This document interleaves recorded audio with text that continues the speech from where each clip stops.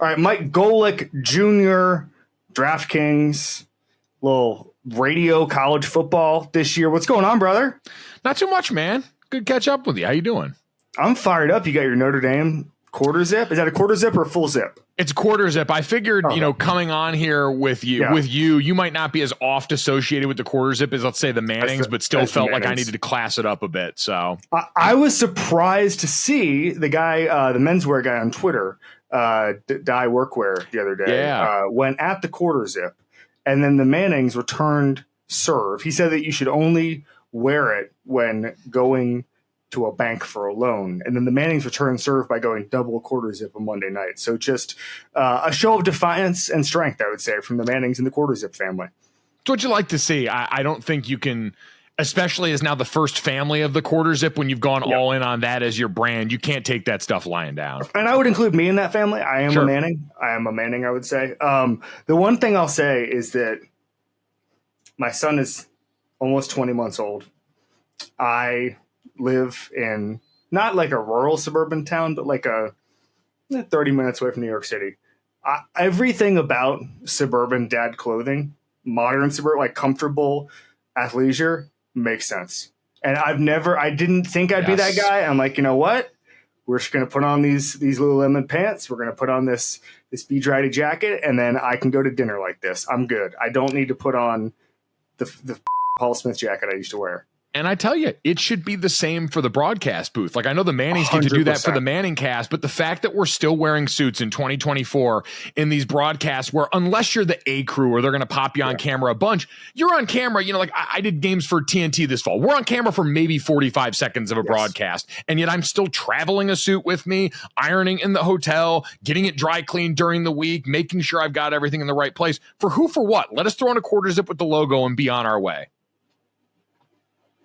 I think there should be more, I think there'd be more openness towards putting on a suit for 5 minutes and then changing. Like, you should be able in the open to wear a jacket and tie and then be like, all right, screw it. Like almost like a tearaway warm-up suit. Oh, yeah. See, like I'd be all NBA. For that if you had, and to your point, since athleisure dominates so much of the life for men of a certain age, why not have it be like, and I see like Lululemon and all these companies, some of them will make like suit jackets and stuff like that. Just make a full-blown tearaway one so it's more akin to, like, I don't know if you had this in high school, but I went to a Catholic high school where you had to wear a shirt and tie every day. But when it was Fridays before our games, we got to wear our jerseys over the top of them. And the life hack for anyone that ever had to wear the coat and tie was you had a shirt that you would cut, like an old one, where you just cut everything else off and it just had the neck and the collar so you could put the tie on and then essentially have a t-shirt underneath your jersey and sort of dress it down a little bit for that. We need that for the broadcast booth. Wow. We're innovating here. I would say we're innovating. We're giving free ideas out, or printing money, depending on what we want to do. We'll keep an eye on that. All right, so we're doing an exercise here. Take mulligans, things we were wrong about, and I do want to get to the Hopkins trade, but we'll get to that in the middle of this episode here. Let's start with yours. Your number one take mulligan, Mike Golic Jr. is what? Ooh, my number one was that I thought the Cowboys would be all right this year. Like, I thought this would still be a double-digit win team. I thought this would be someone that capable of maintaining the level that they had for the last few years, knowing full well it would go to hell during the playoffs, and could not have been more wrong. Here's my thing on it. Even though the NFC is generally weak, I didn't see the Commanders coming, but I also thought that NFC East was barren, and that if maybe talent could rule the day and the Cowboys could do something as far as like 10 wins. But my thing is, it's not a new insight. What are the Cowboys ever getting better at? They draft well, they stand pat, they freak out with the contracts and just say, okay, we'll figure it out in August. And like, they don't, every other team is doing 20 to 30 things that are going to improve their franchise all the time. And the Cowboys say, we're really happy to give, like Kalen Kaler had that story today about how they give tours to the facility. Like, that's them, man. The bunch of CSI and Blue Bloods, the same show, the different shows. Different shows, but different similar shows. idea. Yeah, sure. CSI and Blue Bloods actors just like on the sidelines, and everybody's got to go. The coach has to go talk to them afterwards, like in training camp. Like, it's just not an environment that prioritizes winning in a league where I would say at least 10 teams every single year That's their only thought. Yeah, it puts such a burden in, and part of what you talked about with Kalen's article is the extra burden it puts on the players, because it's not to say that, because these tours are going on, they are losing games, but it's this idea. And I heard from someone, it's like, hey, in most of these places, the reason you have hyper neurotic coaches when it comes to the routine, when we would go on the road, even in college, you travel all the same stuff you're used to, you eat the same things at meals you do everywhere else, because no one in power wants there to be an excuse for you to be anything other than your best when it comes to the job that you are here to do. Don't want you worrying about what you got to wear. Here's the clothes that you're going to wear. Don't want you worrying about what you eat, where you got to eat. All that stuff's going to be status quo. With the Cowboys, it's like, oh no, you're going to worry about all this other stuff. It's going to be in the periphery because we make money off that too. And so it's not the main thing, but you're right. It's a symptom of the root cause, which is winning is not the only thing that matters there. It's the entire show of it led by Jerry Jones. And so I thought the players could overcome that the way they kind of have to there. And the answer this year, due to injury and like you said, just the complacency with that roster is no. The issue is the talent is not good enough to overcome that stuff. To win a Super Bowl, fine. Sure. To win 10 games. No. I just meant to have a normal regular season. I want to be clear. My take was not they could play in the playoffs. No. I picked them to make the Super Bowl last year, and then again, my process mistake. They fire Kellen Moore, bring in Brian Schottenheimer, and my process mistake was seeing a team that said I want more Mike McCarthy and saying that's my guy, that's my team right there. The team that's doubled down on Mike McCarthy. It's funny you mentioned that because I was talking to a GM who was pretty good. And his team, smaller market, sold this thing where you could walk out, like a sponsorship thing, where you could walk out a few steps ahead of the coin toss or something like that, or like be in the little huddle with the coin toss. GM lost his mind and said, you can sell anything, but it stops at the competition, the actual competition. Once it starts, you cannot – the coin toss is a competitive environment. Guys are trying to get their minds right. I don't need a Ford dealer standing there. And I think there's something to be said for like actual boundaries in an NFL universe. We even saw that in college, right? You've got Penn State fans running out of the tunnel with USC before the game there. Like it's another place that kind of prioritizes that. So yeah, usually there's lines drawn like that. I guess this day and age, maybe less so than ever, but part of that also comes from the players. We know those are guys that draw increasingly fewer lines between public and private when it comes to the things that normally weren't. But organization-wise, you feel like you should stand for something. All right, I got one. I thought Kliff Kingsbury and Dan Quinn were bad hires. And maybe they're not as good as they look because of Jaden Daniels. Maybe Jaden Daniels is very special, but they're not bad hires. Because, and this is my thing with Zach Taylor, right? Where people say, well, Zach Taylor is great or Zach Taylor stinks. It's all over the map, right? Some Bengals fans are really harsh on him. I remember a couple people with the Ringer I used to work with really disliked him and thought he just wasn't up for it. And I would say Joe Burrow is a culture changer. And the number one thing you can say about Zach Taylor is he let him change the culture. And there are a bunch of coaches, and I'm sure you've been around some at some levels or position coaches, whatever, who say, you know what? No. This guy who's like an alpha and wants to change the culture, he's actually got to do things my way. And that's how you suppress it, and it just doesn't happen. So what they're allowing Jaden Daniels to be a franchise-changing guy, which at its baseline makes you not a bad hire.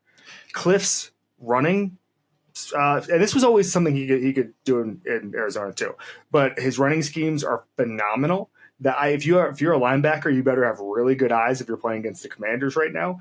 They're getting, like, I have the stat right here. They're getting first downs on 81% of their drives this season. They're just a ruthlessly efficient team. Dan Quinn's going to establish a floor on defense. And listen, maybe in 5 years, Kliff and Dan are not the combination or whatever. But like right now, I was wrong.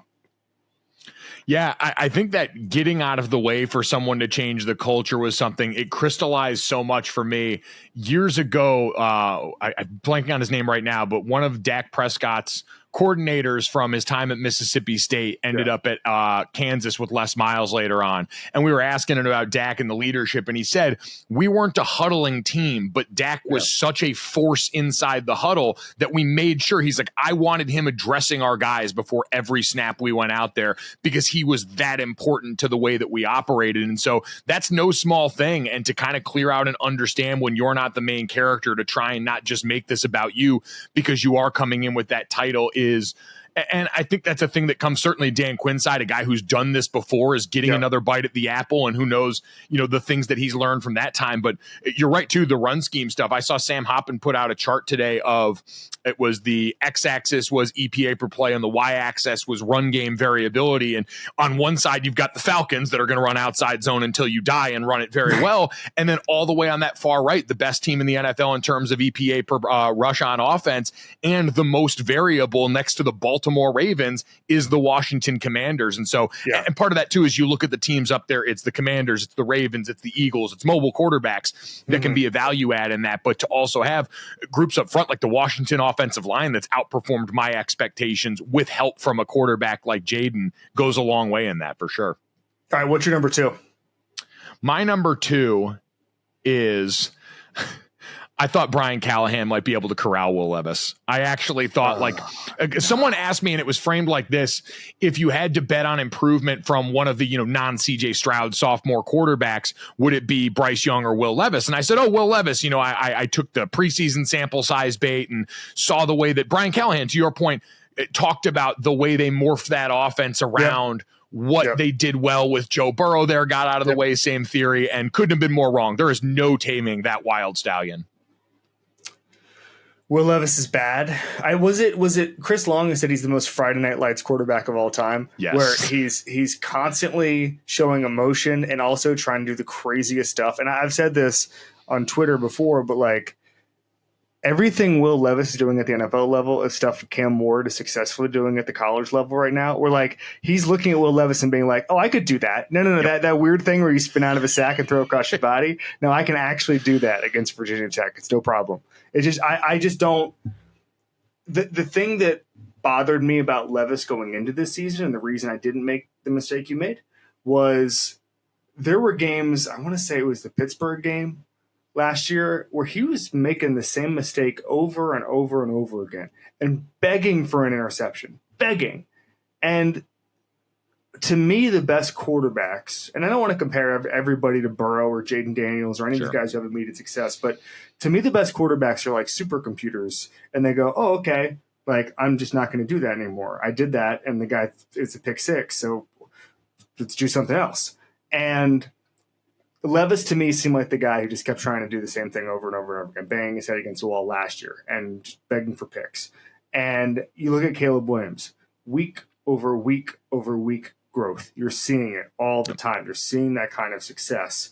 And to me, I never saw that with Levis. And the difference, when I wait around for a player to pop, it's like an Anthony Richardson, where it's like, oh, he's actually the most athletic quarterback in the history of the combine. So let's bet on that and hope that pops. With Levis, I just never saw it. I just never saw it in college. I never saw it there. I think part of the mistake I made in the eval for this too is I was so gung-ho on the Bill Callahan portion of the hire that so far I completely, especially coming from, and I love Mike Vrabel, but Vrabel was not a quarterback-first coach. I understand exactly what you're saying, though.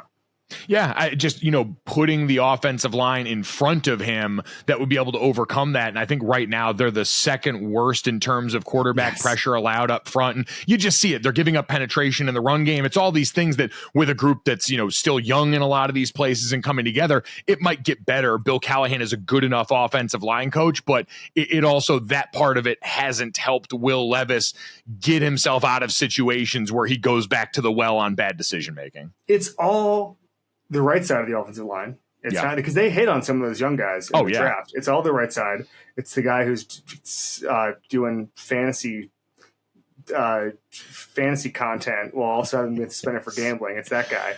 And so that's not what you want. They should do a right tackle. Kenny Dillingham was like, Monday, email me. They should do for kicker competition. They should do a right tackle competition in Nashville. I will say this about Brian Callahan. he was on my show in March, and he said that Jake Browning, after he got the job, Jake Browning texted him and said, "Am I really that bad that you got a head coaching job out of making me look good?" And he was joking, but it's like I can see a scenario where you hear that story and you see what Jake Browning say, Will Levis can do this. I just think Will Levis. I'm certainly not going to say whether or not Jake Browning or Will Levis is better because I don't think it matters. But like, Will Levis makes certain mistakes that, and like, it was funny because, and I was giving him crap for this, but like Justin Pugh, we do radio together, and every Sunday he'd be like, if Will Levis could just get rid of those mistakes, that's who he is. That's who he is. Well, and I remember Dan Orlovsky said this years ago. The difference between a starter and the backup in the NFL is like 5 plays a game that you've got to be able to make. And sometimes that's also just not making the big mistake. Huge blow, by the way, for jacked quarterbacks. We needed a meathead quarterback to thrive in this league. As someone that grew up watching Brady Quinn and watching that not go as well as we thought it was going to in the NFL, Will Levis was the next guy up at the mantle of quarterbacks that looked like they were carved out of marble. And so far, it just doesn't seem like we're going to hit there. He's also a Northeasterner, right? Is he not from Connecticut? He is from Connecticut. Yeah. I actually did one of their games. I did Kentucky on the road at Vanderbilt in 2021 and was on the flight home the next morning watching tape of like some sickos game like Coastal Carolina or something. Guy tapped me on the shoulder. He's like, "Who you watching? What do you do?" And I said I was down here calling the game, and it was Will Levis's parents that were next to me on the flight home going back to Connecticut. So good son of CT. Got to root for him for a little I sat next to Dominic Foxworth's parents at a Maryland game in 2004, and I liked them a lot more than their son. I listen, defensive back confidence isn't for everyone, man. It's hard to stomach. They're built different. All right. Let's get to my number 2. I don't know which way to go with this. I'll actually start here because I have a lot of takes on this. I thought the Patriots were going to be average. Part of this is they've lost their spine. Barmore, Bentley, Peppers out. Yep. Barmore basically for the entire season. We'll see how that goes. But I'm with Bill Belichick. Turns out Bill Belichick is really good, and it's a lot of the same players as last year. Again, injuries on Sunday. Sure. And with Barmore, that's important. But they had 4 pressures against the Jaguars. Okay, 2 of them were for defensive backs. Nobody had more than 1 pressure. That is abysmal. That's awful. And I think that shows you how bad the talent is. But more than anything, it shows you.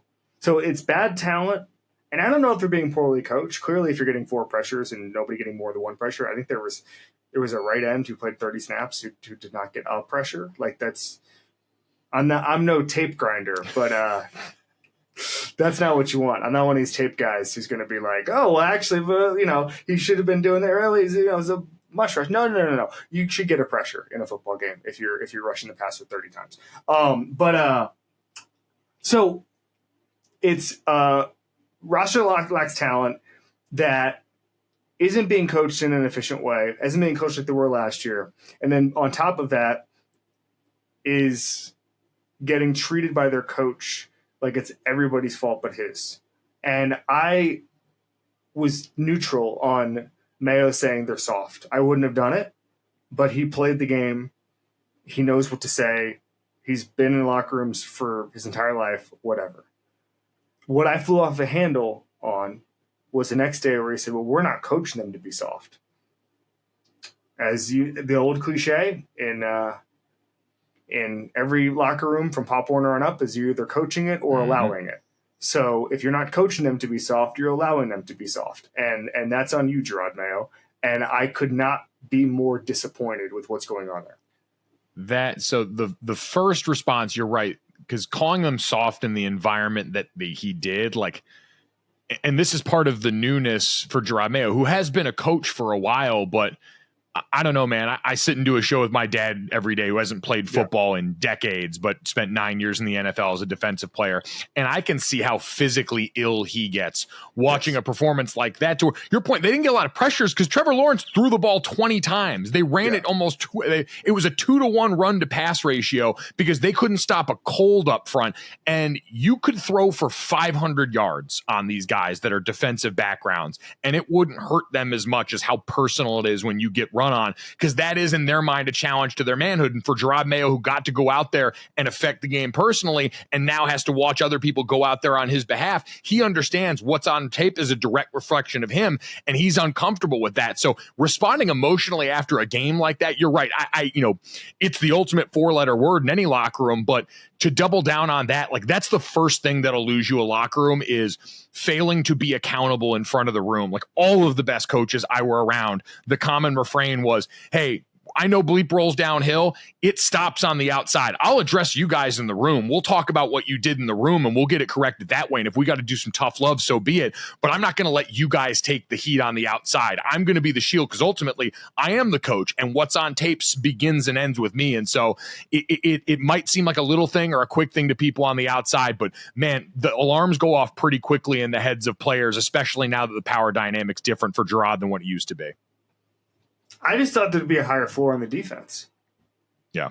I just it's sorry. well, like you said, the injuries in those places are pretty critical in that. And for defense, I know it was similar last year for the Patriots, right? But we see all across the league, eventually, when you're so imbalanced and the offense is so inept, after a while, the complementary football just kills the other side of the ball. You're on the field for too long. You're putting way too many bad field position situations. So eventually things just break. It doesn't excuse it entirely, but at the very least with this team. And now we'll see if that, can steady some, because Drake May's actually gone out there and flashed a little bit. Why should you bet with Caesars Sportsbook? 2 words: Caesars Rewards. Every bet brings you closer to the types of benefits only Caesars can offer. Hotel stays, VIP experiences, sports and concert tickets, and more. It's not just an app, it's an empire. All right, your last one. My last one is, I thought the NFC West had a chance to be the toughest division in football. Going into this season, the 49ers were my pick to go back to the Super Bowl. I called the rematch.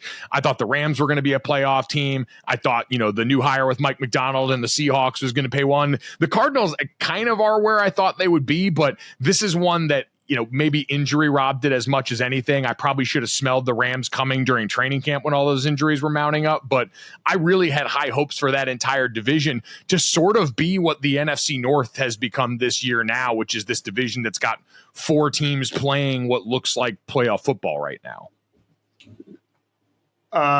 I agree. The Rams thing breaks my heart, because I think that they really did have a chance. Jared Verse has the highest pressure rate in the NFL. Yep. Matthew Stafford is still slinging balls. I just wish that they could have been a little healthier. And at the same time, and let's use this as a jumping off point. So we're recording this at 12:30 on Wednesday. Cooper Kupp has not been traded. DeAndre Hopkins has. Let's talk about the 2 parts of this. It was a salary thing for the Rams that the Chiefs didn't want to, and maybe nobody wants to bring on all that salary that Cooper Kupp has. DeAndre Hopkins is cheaper. I think I saw $3 million you have to pick up, and then obviously the trade compensation. This changes the Chiefs how? I think it gives them someone reliable at a spot where they usually haven't had much. I saw Matt Harmon point out the fact that they have not had that big X receiver that you can sort of count on to go in a contested catch situation, because that's what DeAndre Hopkins is. He's not a massive separator, but he's a guy that always has had those big mitts that can make the highlight reel catches on the sideline. Separated okay last year, not well this year, if you look at the data. And like last year, had over 1,000 yards in a season where they did have all that quarterback tumult, and you were riding the roller coaster of Will Levis for a bunch of games at the end of the season. And so I think he just gives them a reliable adult in the room to depend on, who Pat can go to in the moments when Travis is otherwise covered, or they want to continue to spread that during the regular season while they manage his pitch count here. Because with Xavier Worthy and, Juju Smith-Schuster, whenever he's going to be healthy enough to go back out there, there's only so much you can ask. DeAndre Hopkins is at the very least dependable and in a role that you can simplify. And that's always been a thing that the Chiefs have done really well, is identify the thing you do well, and we'll window dress a bunch of different ways to get you in that position so that Pat has someone he can go to. Yeah, our friend Nate Tice had a thing basically talking about how the Chiefs Pat Mahomes is throwing to open receivers way more than he has in the past. Like, he's just taking what's there. And the one thing Kelsey is amazing at, he just makes life easy. Like, you just throw it to him, he's in space, and he falls down for an 11-yard gain, or he somehow, no one's around him for 20 minutes, and he just scampers into the end zone. And with Hopkins, he's not, as we said, he's not going to get elite separation, but he's the type of guy, you just throw it to him and he's going to catch it. And I want life to be easy for Patrick Mahomes. Patrick Mahomes wants life easy to be for Patrick Mahomes. Brett Veach wants it to be easy for Patrick Mahomes. And throwing to DeAndre Hopkins has been a reliably safe bet for a long time. The catch radius is there. You can miss there a little bit. Like, Mahomes generally throws perfect passes. But like, the margin for error is so big with Hopkins. And I like the idea of Mahomes having a margin for error if I'm Andy Reid and Brett Veach. Especially to take chances down the field. We know that's what this offense was billed at coming off the offseason. One of the very few teams I saw to have two players, Worthy and Hopkins, who have an 11-yard average depth of target. That's not normal. Right. And so, and with Worthy, we know that's still a work in progress in being the traditionally effective receiver, and the size is a factor and all that. So to your point, having someone that makes life easy and also allows Pat to take chances, because the reason he's got more interceptions than touchdowns is because he understands like the long view of this. He's not worried about his stats. So he's like, I got to put these guys in position to take chances and try and make some things happen, because eventually we're going to need this. Now, at the very least, you can get some of that external validation because Hop's going to make those plays more often than not. All right. Last one for me. And what's funny, I feel like this isn't even a mulligan because I said it on the time. I said it on Mina's pod. I said Mike McDaniel is either the 10th or the 9th best coach. Did not rank Sean McDermott. So I said Mike McDaniel better coach than Sean McDermott. And I said, run it back. I said, this is going to make me look like a clown because the Dolphins roster is going to take a step back because of the defensive guys they lost, all that stuff, right? And what I anticipate was two parts of this. Number one, how good the Bills look, how good McDermott has schemed up. And Chris Long said this the other day, and I've been thinking about it ever since. No one gets small guys to play big like Sean McDermott. That's a skill. That's a real skill. And Mike McDaniel has no ideas without Tua. None. And Hill's out there. Waddle's out there. Get the ball in your hands of your playmakers. Is Skylar Thompson that bad? Well, then why is Skylar Thompson on the roster? Is Tim Boyle that bad? Then why is Tim Boyle on the roster? You had no plan at quarterback. And I'd go as far to say that Shanahan-McVay tree, the exception apparently of Kevin O'Connell, doesn't do a whole lot of winning when the quarterback isn't in there. And now the numbers are great. If you look at Kyle Shanahan's numbers, like Nick Mullins' yards per attempt and a bunch of those other guys. But it just seems to me that maybe it's a coincidence, but when you hear about teams grinding out a bunch of wins with the backup quarterback, or not a bunch, but just a good season, hey, we can tread water here for 6 weeks, it hasn't been them. And I've been really disappointed in Mike McDaniel's lack of a second pitch here, because I think when you are that injured at that position, and also Jalen Phillips going down, all that stuff, a lot of it goes down to how can you triage this? How can you Belichick this? How can you MacGyver this? And like my favorite stretch of my time covering football was when, bad memory for Patriots fans, but like when Tom Brady was spending 4 games for Deflategate. And he had Jimmy Garoppolo gets hurt, Jacoby Brissett, playing a pretty good Texans team on a Thursday night. And I said, man, Belichick is going to cook with Jacoby Brissett. I don't think Jacoby Brissett had played at this point. Nope. And Belichick, I bet there's a part of Belichick, and I've said this for a million years, Sean Payton and Bill Belichick. Now, Sean Payton they probably both learned to regret this, but I think part of them was kind of like, isn't this a little boring to have Drew Brees and Tom Brady? Like you saw that with Sean Payton with Taysom Hill. Yes, where it's like, we're going to get Taysom Hill on the field. It's like, hey, you have the most efficient passer in football. Yes, but what if we had a BYU fullback who was 30 years old, play 11 positions? What if we did that instead? Everything but center, basically. What if we did that? And I think Belichick, those 4 games, let him spread his wings a little bit and be like, hey, what if I didn't have the best passer of all time? Now he found out he had Cam Newton and Mac Jones and all that stuff. But I think that the lack of that kind of triage has been disappointing to me in Miami, just as far as Mike McDaniel rubbing his hands together and saying, let's do something that no one's ever seen before with the backup quarterback. Couldn't agree more, especially considering that in that Shanahan-McVay tree, he kind of got labeled as the guy that was like one of the really creative run designers and a guy that could help you out in that area with all that team speed and track speed they had in the backfield. What you just described too is why, and he's one of the guys that I feel like we kind of forget about when we bunch this group together, is why I was so impressed with what Matt LaFleur did when Malik Willis was in there for Jordan Love for that stretch there. I forget what the record was, but we saw how it looked. And to your point, it was real wholesale changes in how they ran that offense. They did a lot 100%. More college stuff. They treated some spread option in there. They changed the run pass ratio and some of the stuff that they did 100%. Formationally to account for what he did. And it was one of my favorite stretches of the season for that reason, because it was so unexpected given what we knew about the player and Malik Willis. And so that is the hallmark. You're right. Of like a Kevin O'Connell who says, hey, I know what you guys have seen from this player and I know what you think of them, but I can get out all the best parts of this. And LaFleur's been able to do that in a way that Mike McDaniel is really eye-opening. And now as Tua gets set to come back, a renewed appreciation for him, I'm sure, in the way that it's talked 100%. About here. But I wonder if this also, and it's interesting too, because if we talk about this, like with the 49ers this season, everyone's talked about how much the structure of that offense has changed this year, as so many of their primary playmakers have gone down, less yards after the catch, deeper dropbacks or deeper routes, more scrambling from Brock Purdy. They have actually kind of shifted the pieces around and still been incredibly productive in how they've executed. But for a lot of these other guys, and Mike McDaniel now, it maybe helps out some of the quarterbacks that are going to play in these offenses in the future to say, oh, it's not just as easy as we stick any of you in here and have success. 100% agree. Golic Jr., what do you got going on, brother? What do we need to plug? Check out Gojo and Golic Monday through Friday, 8 to 10 a.m. Eastern on the DraftKings Network, wherever you get your podcasts, on the YouTube channel, all that good stuff, man. Me and Dad hanging out for the rest of football season. I got to call a few games for TNT in the Mountain West this year, which was fun. That. If you haven't seen, I'll give this for you because I know you're a college football sicko too. If you haven't seen Devin Dampier yet, quarterback for New Mexico, playing for Bronco Mendenhall and Jason Beck coordinating that offense out there, go take a peek. The dude's leading the Mountain West, or at least was 2 weeks ago, leading the Mountain West in total offense so far this season. Really nice dual threat quarterback, smaller guy, but probably the best scrambler I've watched this year south of Cam Ward in college football. We can't talk about Cam Ward. You have to go. I have to go. All I'll say is that the ACC Network put up a little graphic today of Cam Ward versus the last 4 Heisman Trophy winners.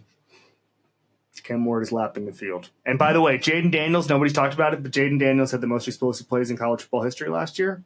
Cam Ward has 2 more at this stage than Jaden Daniels did last year. So something to watch. I've sent my wife a calendar invite for the Heisman Trophy ceremony in New York. I don't even know. I've asked around and everybody's like, yeah, I'm sure you could get in, but I'm not really sure how that works. So I don't really know. I want to sit there. I want to be in the shot when they show the crowd, and just like I'm just going to be sitting there like next to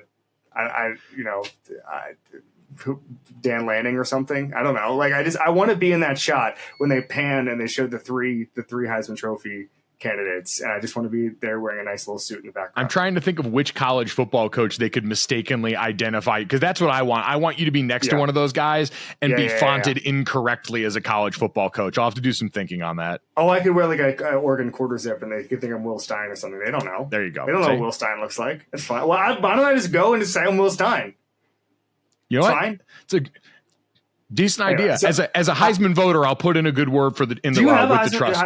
There's a couple. Also, people are like, just ask your employer, ESPN, and I'm like, well, I don't know who do I ask? Bob Iger? It's a big company, I don't know. Yeah, I don't know. Heisman at ESPN.com. I don't know. We'll work on it. Mike Golic Jr. Talk to you soon, Bubba. Thanks, buddy. Appreciate it.